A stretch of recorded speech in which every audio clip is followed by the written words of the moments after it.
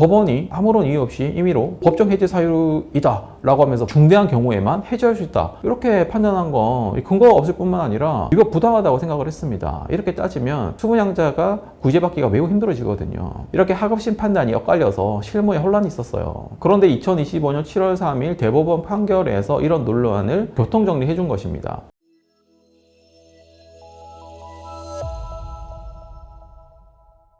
안녕하세요. 부동산 전문 김민용 변호사입니다. 최근 분양계약 해제 취소와 관련해서 중요한 대법원 판결이 나와서 소개해드리려고 합니다. 제가 이전 영상에서도 여러 번 설명드렸던 판례인데요. 이 판례에 대해서 조금 더 자세하게 알려드리기 위해서 이번 영상 촬영해 보겠습니다. 바로 2025년 7월 3일 대법원 판결인데요. 핵심 내용은 건축물 분양에 관한 법률 건문법을 위반하는 경우에 분양계약서에 약정 해제 사유가 있으면 분양계약의 목적 달성이 여전히 가능하더라도 수분양자는 분양계약을 해제할 수 있다는 것입니다.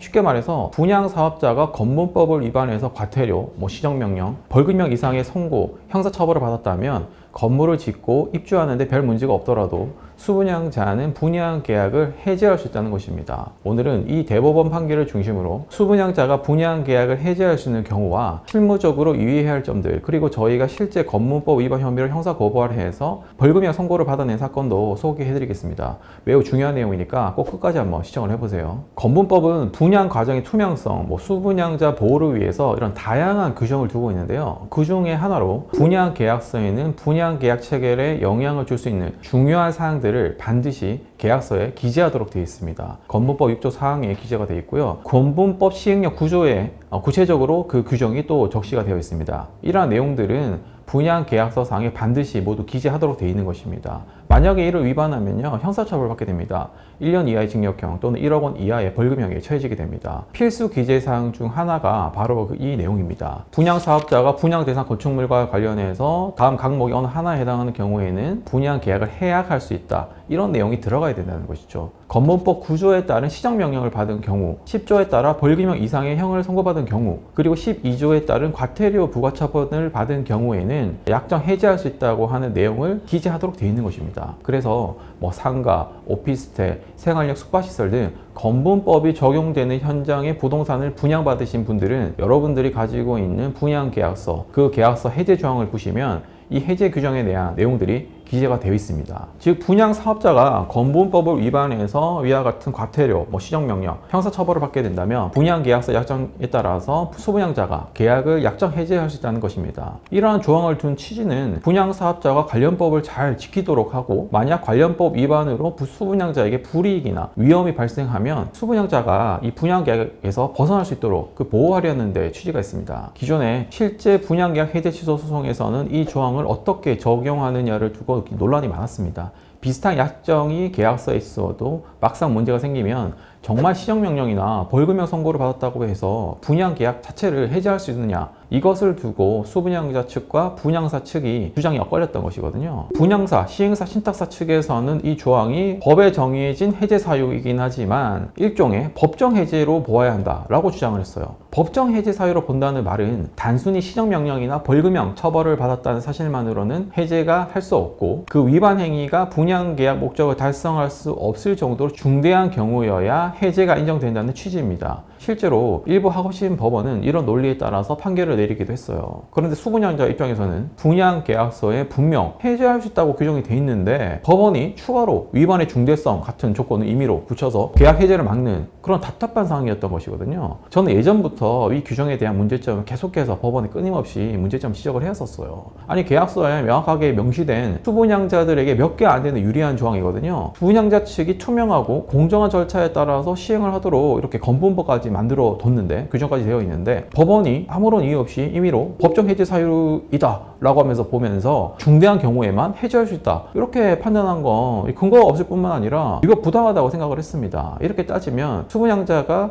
구제받기가 매우 힘들어지거든요. 즉 건문법에서 정한 해제 사유는 어디까지나 약정 해제 사유다. 약정 해제 사유라면 그런 중대한 요건 따질 필요 없이 해당 사유가 발생하기만 한다면 분양계약을 해제할 수 있다. 저희로 인해서 이 법원에 계속해서 이런 주장을 해왔었거든요. 일부 법원은 또 이런 주장을 받아들여서 승소 판결을 내리기도 했습니다. 이렇게 하급심 판단이 엇갈려서 실무에 혼란이 있었어요. 그런데 2025년 7월 3일 대법원 판결에서 이런 논란을 교통정리해 준 것입니다. 핵심은 건분법에서 정한 분양계약 해제 사유는 약정해제 사유고, 그래서 그 사유가 발생하면 분양계약의 목적 달성 가능 여부를 따지지 않고도 계약 해제가 가능하다는 것이죠. 대법원은 이것이 당초 법령이 의도한 취지다, 계약서 문구도 그런 약정으로 봐야 한다, 이렇게 판단을 한 것입니다. 이번 대법원 판결이 나온 사건을 구체적인 내용을 조금 더 설명을 해드리자면요, 이 현장은 관리형 토지신탁 방식으로 진행된 사업장이거든요. 분양사업장에서 몽고들인 수분양자들은 신탁회사를 분양사업자의 지위로 인정을 해서 분양계약을 체결하고 분양대금도 납부를 했는데, 그 분양 과정에서 시행사, 위탁자가 건분법을 위반해서 벌금형 형사처벌을 받은 상황이었어요. 수분양자들은 분양계약서에 명시된 대로 건분법 위반에 따라서 벌금형이 선고됐기 때문에 분양계약을 해제해야 한다, 이렇게 통보하고 분양대금 반환을 청구한 상황이었어요. 그런데 신탁사는 분양계약서에 기재된 면책적 책임인수, 이런 특약을 들어서 분양대금 반환 의무는 신탁회사 우리가 아니다, 우리가 아니라 원래 사업 주체인 시행사, 위탁사가 해야 된다, 이렇게 주장을 한 거죠. 그리고 만약에 신탁사가 책임을 지더라도 책임 한정 특약이 있지 않냐, 이 책임 한정 특약에 따라서 신탁 범위 재산 내에서만 난 책임을 져야 된다, 그렇게 주장을 했습니다. 그리고 이미 신탁계약이 종료되었다, 신탁계약이 종료됐기 때문에 계약상 권리 의무가 모두 신탁사에서 시행사에게 승계됐기 때문에 시행사는 책임질 필요 없다, 이런 주장까지 펼쳤습니다. 그런데 1심, 2심 법원이 이어서 대법원에서도 신탁회사 이런 주장을 받아들이지 않았습니다. 대법원은 분양계약서의 면책 조항들은 신탁회사와 그 시행사 사이에 그 내부적인 약정에 불과하기 때문에 제3자의 수분양자에게는 주장할 수 없다, 이렇게 판시를 했고요. 또한 신탁계약 종료에 따른 포괄승계 특약 역시 수분양자의 동의 없는 일방적인 조항이라서 신탁사가 대외적으로 책임을 면하는 근거가 될 수 없다, 이렇게 판단을 했습니다. 결국 대법원은 수분양자들의 분양계약 해제가 유효하고 시행사뿐만 아니라 신탁회사도 분양대금 반환 책임을 져야 한다고 판결을 한 것입니다. 이번 판결은 전국의 많은 수분양자들에게 매우 유리한 판결입니다. 저희가 이 대법원 판례와 거의 똑같은 사안을 현재 진행 중이거든요. 1차, 2차, 3차까지 집단 소송을 진행하고 있는 현장입니다.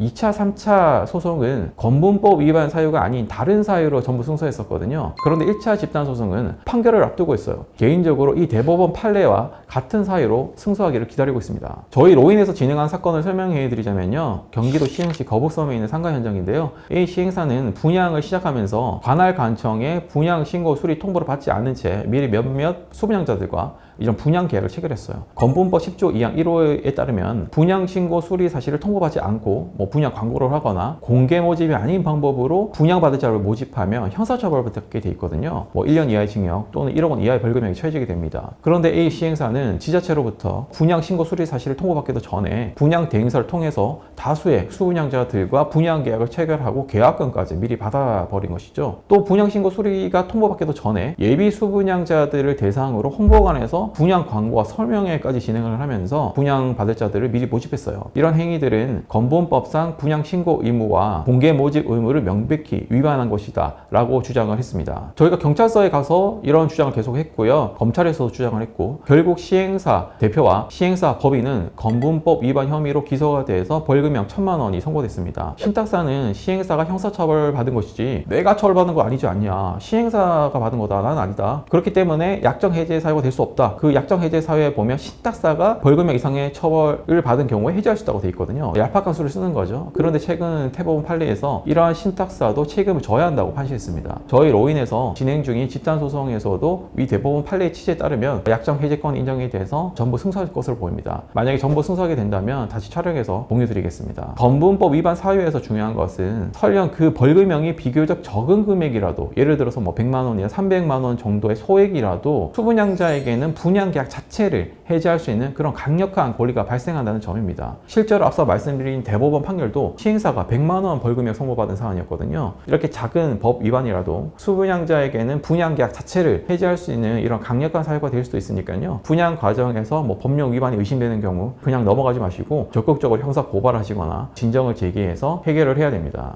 저희가 분양계약 해제 취소 소송과 관련해서 집단 소송을 많이 진행을 하고 있거든요. 사건 초기부터 어떻게 접근하고 준비하는지에 따라서 결과는 완전히 달라지게 됩니다. 다른 로펌에서 진행을 하시다가 아니면 혼자서 진행 진행을 하시다가 소개받고 저희 로인에 다시 오시는 분들이 많으신데요. 기존에 진행하셨던 그 과정과 그 설명을 들어보면 전혀 다른 방향으로 진행을 하다가 오시는 경우가 많더라고요. 정말 안타까운 경우가 많았어요. 이런 경우는 되돌리기 위해서는 시간과 비용이 더 많이 발생을 하게 되고 그 좋은 결과가 나올 가능성도 아무래도 낮아질 수밖에 없습니다. 따라서 만약에 곤란한 상황에 처하셨다면 처음부터 꼭 분양계약 해제 취소 소송을 많이 해본 부동산 전문 변호사의 자문을 꼭 받아보시기 바랍니다. 분양계약 해제 취소 문제로 고민 중이시라면 언제든지 편하게 저희 법무법인 로인에 상담 신청해 주시면 되십니다. 일정 인원 이상이 형성이 되시면 저희가 무료로 온라인 설명회 같은 것도 진행하기도 하거든요. 어느 정도 집단으로 분쟁 준비하시는 분들은 안내해드리는 그 번호와 그리고 영상 본무 링크로 상담 신청을 해주시면 되십니다. 끝까지 시청해 주셔서 감사합니다.